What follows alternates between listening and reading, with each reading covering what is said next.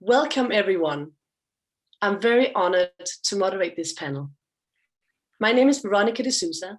I'm a social entrepreneur and an executive advisor to companies on how to build inclusive business models that create dignity and impact throughout the supply chain. I've set up fair employment mechanisms inside of women's prisons, and I've worked with some of the most vulnerable women.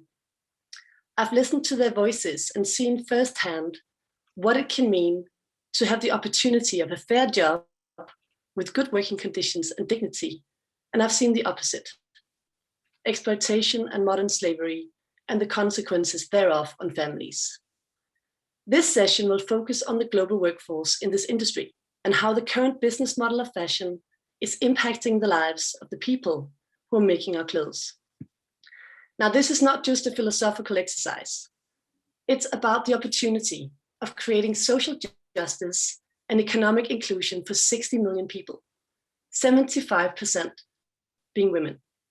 And it's about the current lack of enforced labor rights and the damaging consequences if we continue this way of doing business.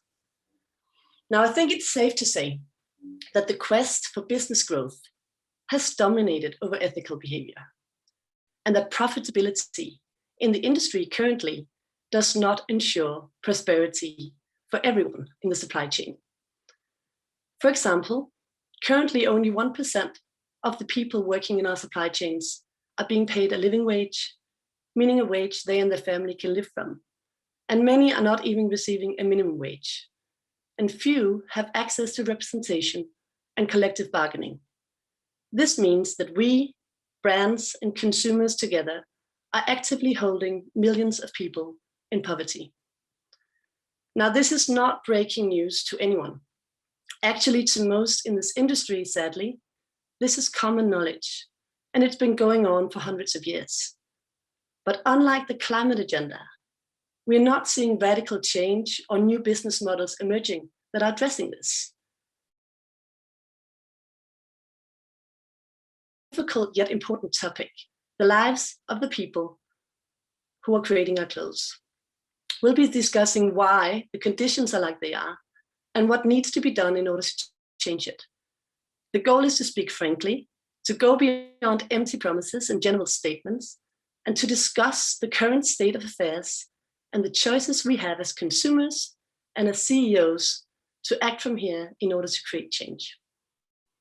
And I am extremely glad to introduce you to our three speakers who will be discussing this important topic with us.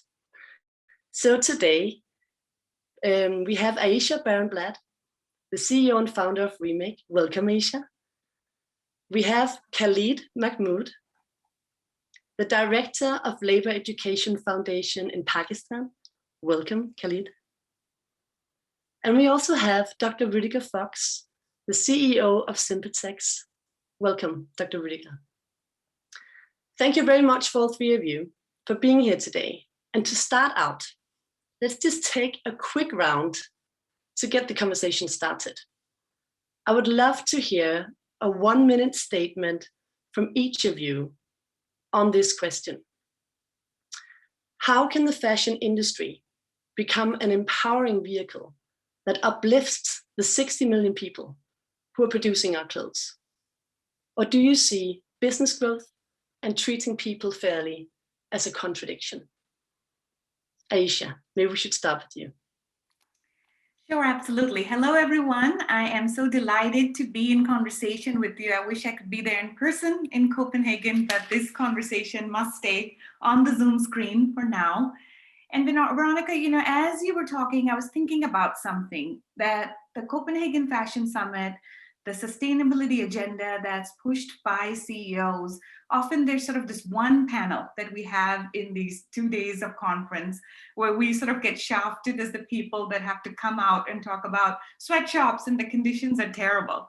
And so, you asked us to be provocative, but the truth is, if we really wanted to have a provocative discussion, then perhaps those of us that work in human rights and labor rights should be sharing the stage with the fashion CEOs and brands themselves, so we can directly look them in the eye and ask them if they have a clear understanding of what the behavior has been, especially during this pandemic, which is why we find ourselves sitting on these Zoom screens. So you asked me, how can the fashion industry improve the lives of the millions of fashion's most essential workers that keep this industry wildly profitable? And to that, I tell you, well, let's just look at what's happened over the last 2 years. The market capitalization for the top 20 fashion brands increased by 11% during the pandemic. At the same time, we know that brands, on an average, lowered prices paid to factories by 12%. Meanwhile, wages for fashion's most essential workers who already live hand to mouth, who by no means make a living wage, dropped by 21%. And so rather than us having an intellectual sort of esoteric conversation around, is this about growth? Is this about ethics? Let's just call a spade a spade. Today, the industry, whether luxury or high street, is built on the backs of garment makers, most of whom are Black and brown women. And the only way that this industry continues to stay profitable, and particularly in the pandemic has made outsized profit, is at the cost of garment makers by pushing all of the risks on to the workers. And Khalid lives this every day, so he can speak to what's happening in Pakistan. But for us as Remake, as an advocacy group, we've been convening worker conversations, civil society organization conversations, emergency calls for the last year and a half. And I tell you, what we see is an inequity of vaccine availability, a lack of PCR testing, as we in the West have now been vaccinated, a push for fall orders to reach on time with no flexibility on order delivery. Meanwhile, workers telling us that they're having to take paracetamol and go back to the factory whether they are well or not. And the wage theft and the lack of safety nets to catch workers is very alarming. And so I will just close with, I think we've had 30 years of appealing to the goodness of business's heart. And what we need and what we're starting to see is a trend towards smart regulation. Policymakers rising up to the occasion, we can certainly get into that. And the other thing I'll push back on is for us to couch ourselves as consumers, because the truth is that we are not going to consume our way into a sustainable, ethical fashion, and neither can we as everyday people fix the wicked problems of this industry that are perpetuated by the people at the very top. The only way that we're going to do this is in solidarity with workers, with union leaders like Khalid, and for us to come into our citizen power to push for smart regulation. Thank you. Thank you so much, Aisha. Very, very many interesting points here. Khalid, that was almost handed over to you. So how do you see this industry uplifting all its people? And do you see growth and well-being of the people in the supply chain as a contradiction? First of all, thank you very much for inviting me here from a country called Pakistan, which is one of the biggest producers of the garments for the world. And I think if we want to change the situation, we have to give voice to the workers. And not only we have to give voice to the workers, but also we have to be willing and ready to listen to them, what they are saying.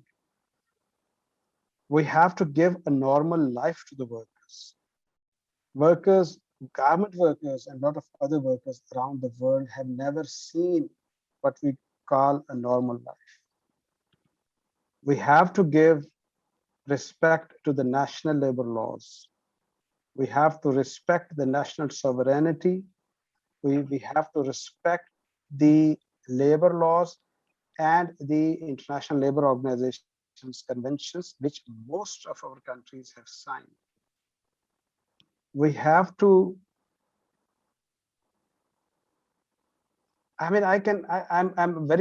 it's a very touchy subject for me. I mean, we have to give a decent living to the workers. I have seen workers crying, coming out of the factories when they do not know that next day they will be able to go back to the work. I have seen workers thrown out of the factories for just asking for clean drinking water. And these workers are producing for the consumers in other part of the world where they cannot even think that the people around the world do not have clean drinking water at their workplace or at their homes. We have to respect humanity if we want to change this situation. And as we respect humanity in our modern world, we have to respect humanity in the countries where garments are being produced. This is as brief as I can be, actually. I can Thank talk you. more about the latest situation in the next We'll get round. back to that, Khalid. Thank you very much. Now, Dr. Rüdiger. Now that's a challenge for me, because Yeah. on one side, being a privileged person in a privileged country, in a privileged position in the supply chain, it's hard to give good advice. On the other side, I partially tend to agree quite fundamentally, because, and this is not to change responsibility or to try to find excuses, but blaming CEOs on conditions never changed the system. So I believe, while fundamentally you're both totally right, what the industry has created, if I may say neutrally, as a disconnect between the reality in the supply chain in many countries and the reality in the shops with all the shiny beauty colors. We should not go to the point that we attack each other. I think when you look at system change, that does not happen by polarizing the problem. If we look what actually has happened, and Veronica, you pointed it out, things have started moving on the climate front quite dramatically. In 2017, nobody talks about the accountability of our industry, and now it's everywhere. It is an alignment of responsibility and a quite constructive approach to solve that problem. I'm not saying all CEOs are good, but many CEOs are not worse than many other humans. It's just that we have created a system where the outcome is shaming. Now we need to first look at the system and see where actually the acupuncture points, and part of that might be a narrative when we talk ethics, while the system ignores ethics. In most countries, there are legal requirements on a CEO from the stock exchange side that you're actually not allowed to act ethically if it's negative on the profit side. So that's why I believe we, rather than polarizing and showing the problem even more, we all know. So let's have a joint look at the system, where the acupuncture points, who are the people who take decision. A single greater has changed or created a movement that has changed the narrative around climate quite dramatically. So let's look at the system, and perhaps at a later stage we can jointly look at especially circularity, where I believe the power equation will change quite dramatically and can help that process. If I could just push back before your next question, Veronica, Dr. Rüdiger, when you talk about us all coming to the table and addressing conditions in a way that's not polarizing, I think therein lies some of the privilege, right? Because what you're not addressing is the asymmetry of power. As someone who has worked in garment maker communities for all of my career, I tell you, and Khalid will say this, we've got two Pakistanis on the panel here, just how dangerous it is for workers to organize, how unions, especially under the wake of the pandemic and shrinking orders, have been decimated, how much sexual violence, physical violence exists in the fashion industry, how few opportunities there are for global South NGOs to even have a seat at the table. And when you look at the private sector, you've seen a lot of consolidation, right? A lot of consolidation of power, both on the manufacturing as well as on the brand side. And so when you have this asymmetry of power, this notion that somehow, as long as we all come to the table, we're going to address conditions, you're not getting to the system that is broken. And I'd also push back on this idea by you and Veronica that somehow we are making progress when it comes to climate. in the fashion industry. Certainly we're having more conversations, but guess what? We've been having conversations on human rights and the climate crisis for as long as I can remember. But we as an advocacy organization rate the top 40 brands. We've been looking at reams of data right now in terms of their promises when it comes to climate versus the actual reduction in emissions. And frankly, the numbers speak a very different story. So, you know, from our perspective, some of the urgency comes not from being polarizing, but from the day in reality of workers sharing with us that they've not been able to put 2 meals at the table. They've not, when they've been fired, been able to find other income. They've not been able to pay rent without taking on predatory loans. Any of the development money that was promised during the pandemic is not here. And so I just say that the COVID crisis is a case study of this philosophical question of how much does fashion care about its most essential workers? And we have simply fallen short. I don't want to make Veronica's job now difficult to moderate us, but if I may just say one sentence, I think you are may say one sentence. Totally right on one point. If there's a disconnect in power, an imbalance in power, let's see where the power lays. But I think it's too short to just say the power lays in the CEO. So let's look at the system and see where power change can happen. Because we all agree, there's no CEO in the world who will tell you these conditions are correct. So let's look at the system. So that's why we're having this panel as well. I mean, I think it's very clear to everyone here in this panel, and I think people listening, that these problems are severe. They've been ongoing and they're not currently being addressed. So if we are to address them, what does good look like? What is missing right now? What is the system change that we need to do? And who are the people that we need to encourage? So what are we missing out on since we don't have the momentum for this conversation right now?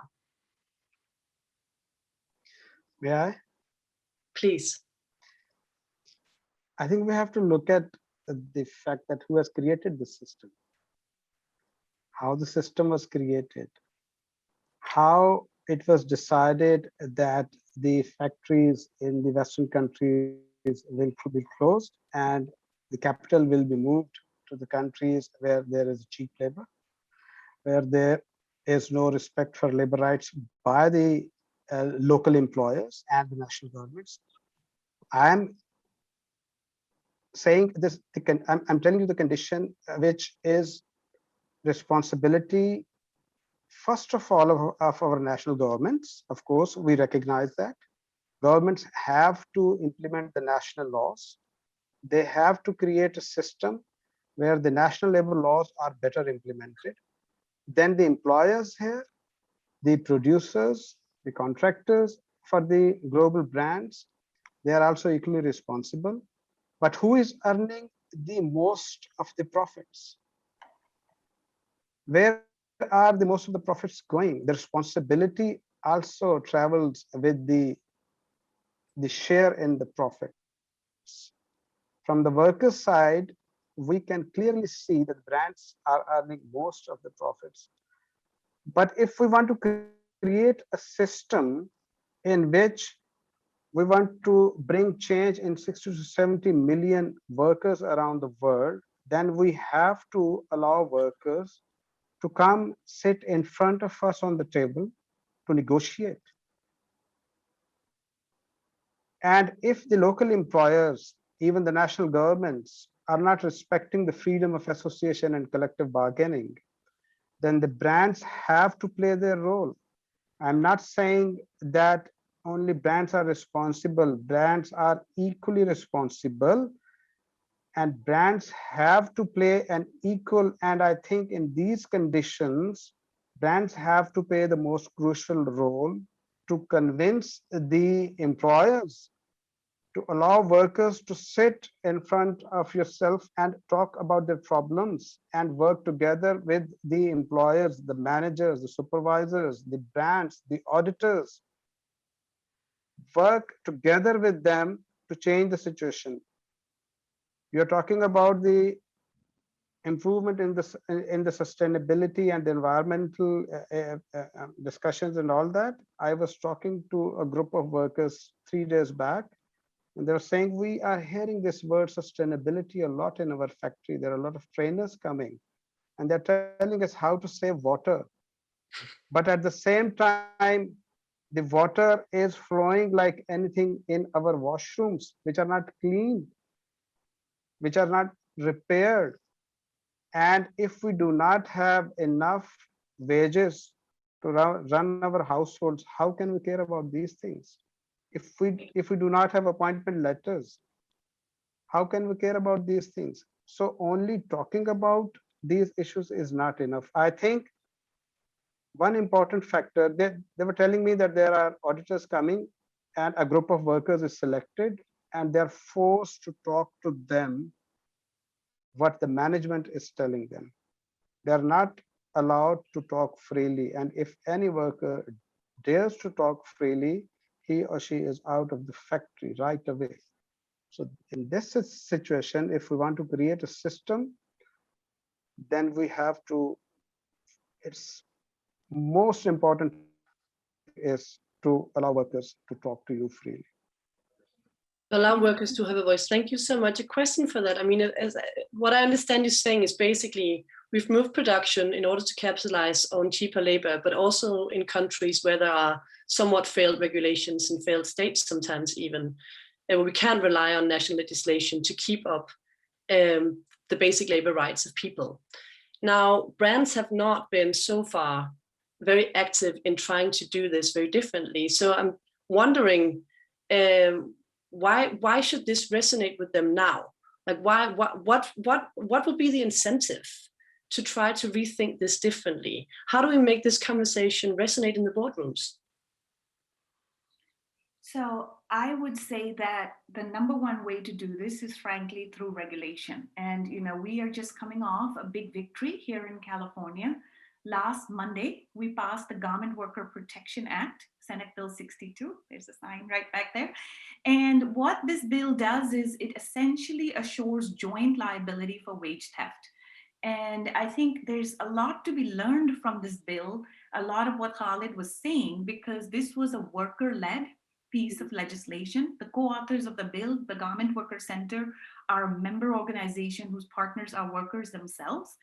And, one of the things, Veronica, is you don't have to find wage theft or sweatshops overseas or in the global south. We have them right here in California. We have them in Leicester, UK.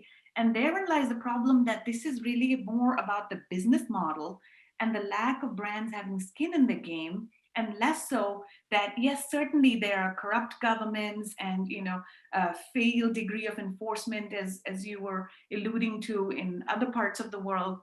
But right here in California, what we were seeing is that the workers were on piece rate. So what that meant was that their take-home pay was, 3 cents, 4 cents a seam, taking home much below the minimum wage.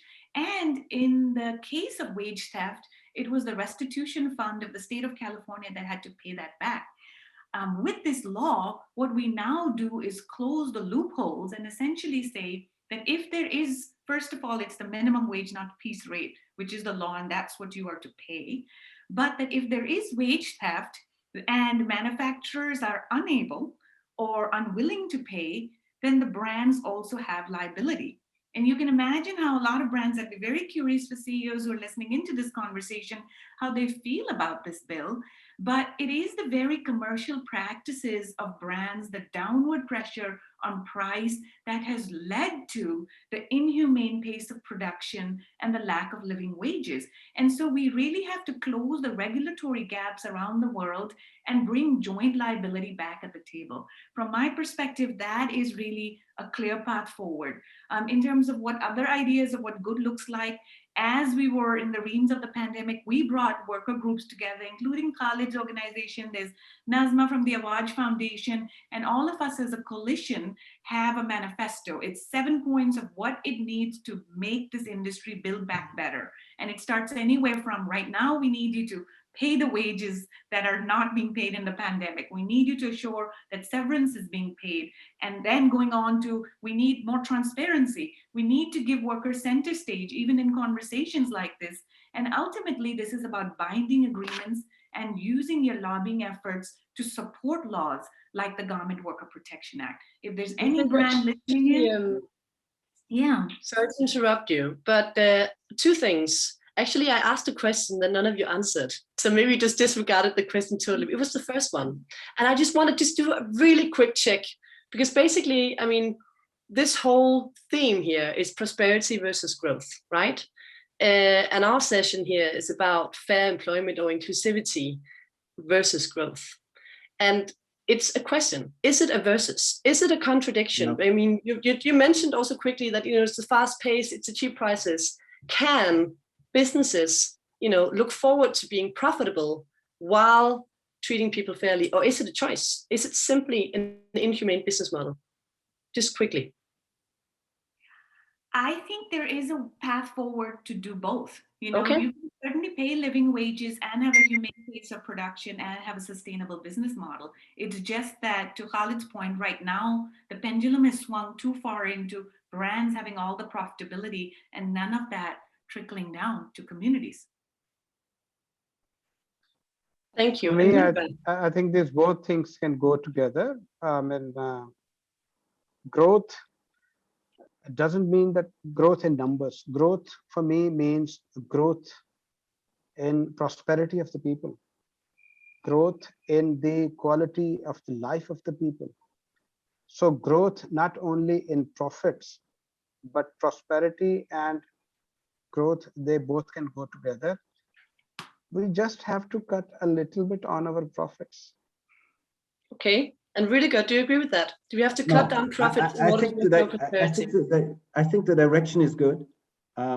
It's not a contradiction anymore. So you said while, I would replace the word while by because. I think we need to change our mental model in economy everywhere, but especially in our industry, because it's one of the, let's say, detrimental industries I've ever seen. And Khalid, you rightly said, as a CEO, I can go into facilities, and I did, and you get the shiny part of a reality. And it's nice that we put liability in place and try to push it. Liability only works if you have control. Reality is, it's really hard, especially in the small, at the end of the supply chain, where the biggest problem is really to get control of what is the reality. So I believe what we need to change is our idea that there are some bad CEOs who push that, make their pockets full of money just to create that system. That system is created by a mental model. And that mental model is that competition is more successful than collaboration and sharing. And I think that's what we need to change. But that means we need to fundamentally change our narrative.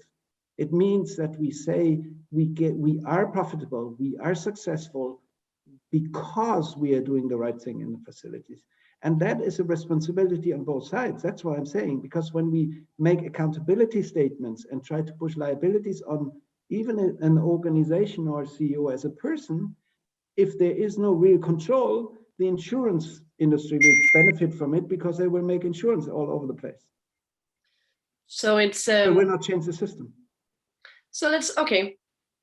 We different points on, I think we all agree that the blame game is not a way forward. We want to change the system. We've got a lot of CEOs listening in right now and a lot of people.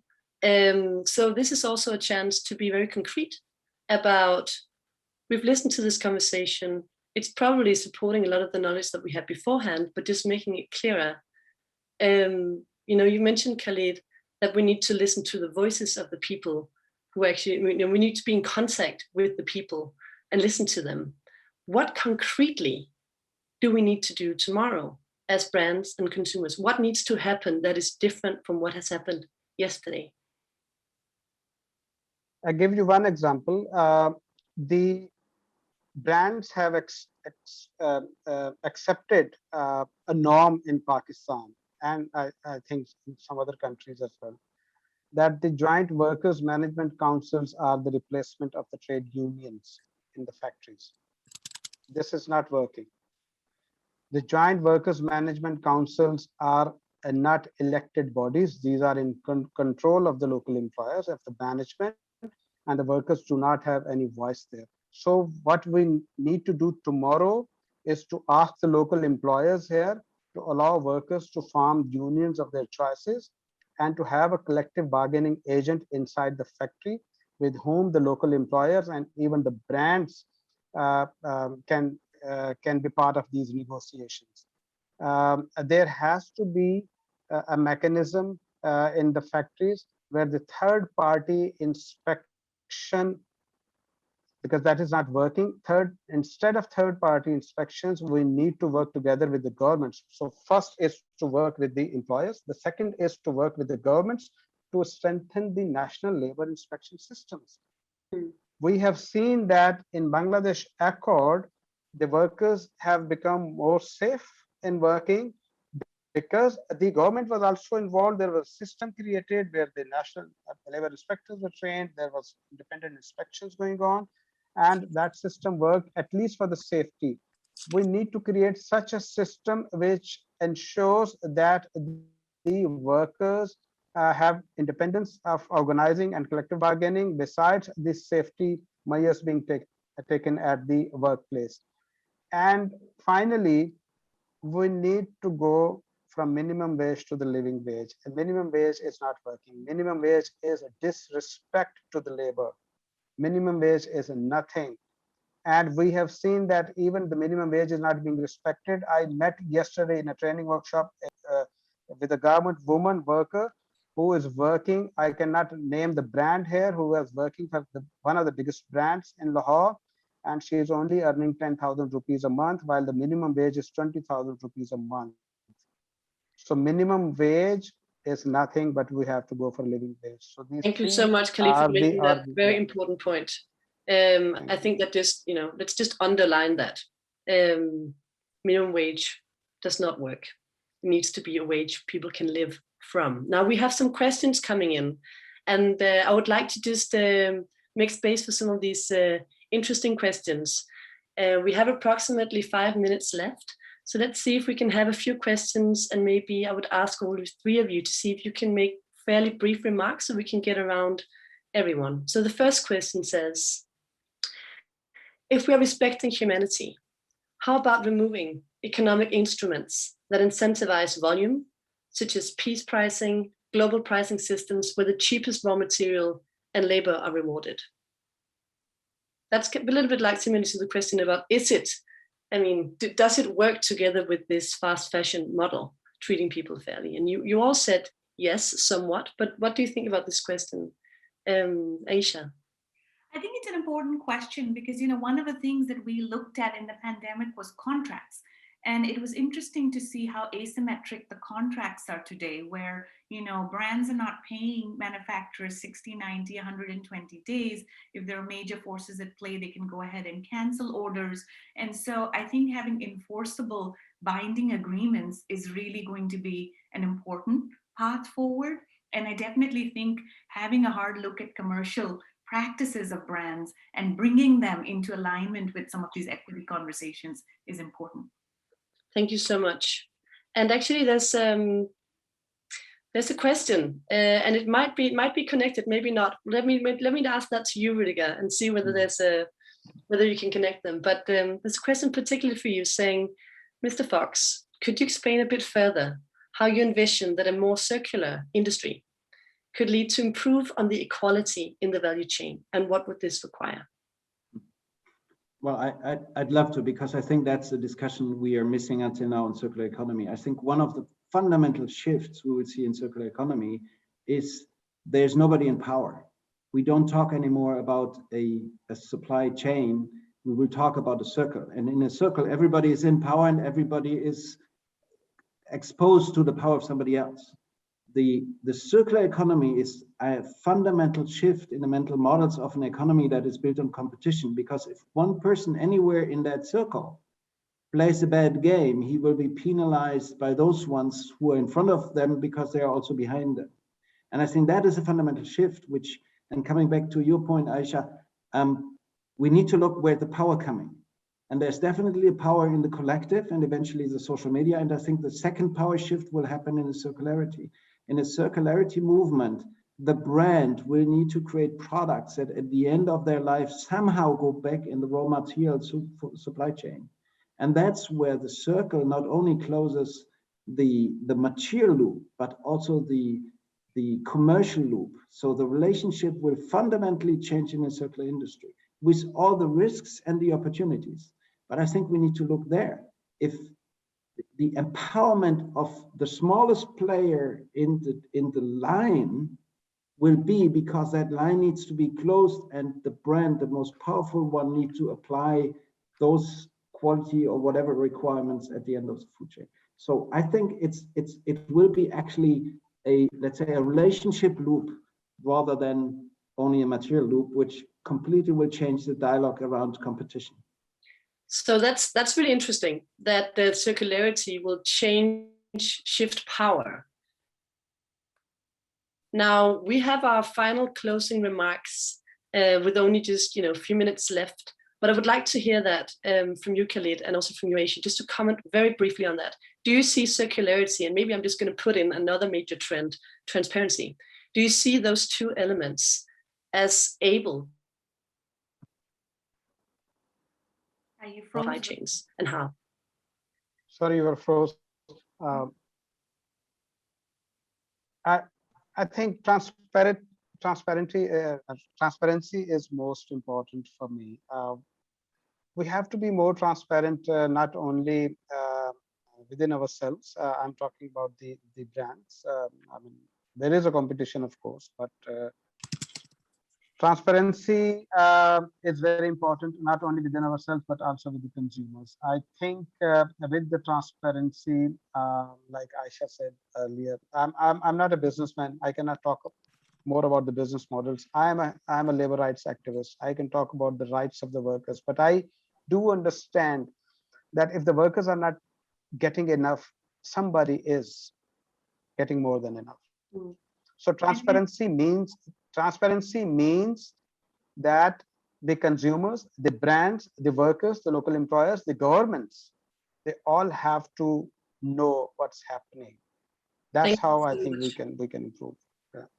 Thank you, Khalid. Aisha, one final remark, and then we're wrapping up. Yes, I would just say that I think of transparency as a tool and not an end state. We could have all the transparency in the world, but we can't make progress unless we have concrete outcomes coming from there. It's wonderful that we have tier 1, tier 2 supply lists in the public domain, but what I would love to see is actually pricing data. And when it comes to circularity, I think we have to also talk about just transitions. We started this conversation with there's some 60 million, mostly women of color, that rely on this industry. If we are talking about a fundamentally different fashion model, what's to happen? Are we upskilling and assuring the just transitions of fashion's most essential workers? Thank you. Thank you so much. Perfect closing remark. I want to thank all three of you for having this conversation with us. I think you have illuminated very many interesting points. I hope everyone who's listened in have gotten something out of this. A few highlights are a living wage, or a minimum wage is not a living wage. We need to pay living wages in this entire industry. We need to listen to the workers, and we can look at a shift of power if we use it correctly by basically looking for circularity and transparency as a tool to drive system change. And we need to stop the blame game and start acting and create change together as a collective tomorrow. Now, thank you very much, everyone. Aisha, Khalid, Rüdiger, wonderful to talk with you. Thank you for being here and for sharing. Pleasure. Thank you very much. Thank you. Thank you very much. Thank you.